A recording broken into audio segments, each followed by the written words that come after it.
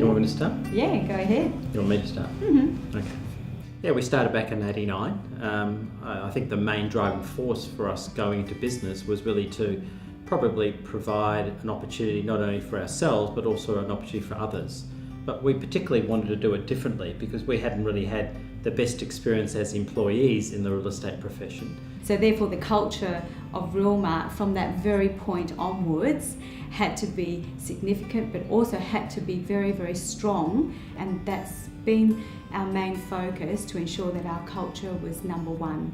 It was very humble beginnings. It was in a small little shop in Wembley. Most of the furniture was second-hand or borrowed. We had a new software called Microsoft, and this was the new innovation, and at that time we wanted the name Landmark. We thought that was a really good generic name. So I went to the registration office where you register business names, and we needed this name that day. And the form went over the counter, it came back very quickly, and they said, well, you can't have the name Landmark because it's always registered by a big public company.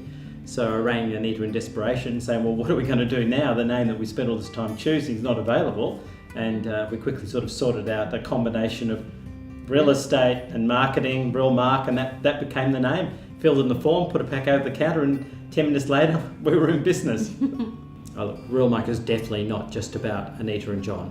You know, there have been many people over the journey that have made major contributions. I would say that the value of our relationships over the 25 years have been so crucial in the success story of Realmark. Many times, you know, I constantly wind back and think about those very first people that were working for us back in the 90s. You know, the people that have come and gone, there's always a story attached to them, and every one of those stories is a defining moment for us. It would not be where it is today if it wasn't for them and for their confidence and their belief in ourselves.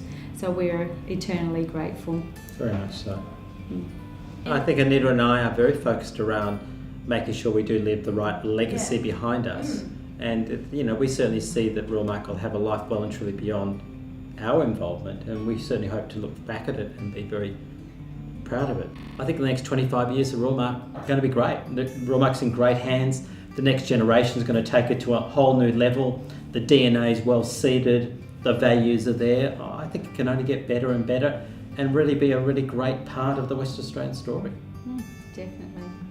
And, you know, ultimately, for Realmark and for everybody in Realmark, the best is yet to come. We're still in our infancy. We've got a lot more to achieve together, and it's going to be a great journey.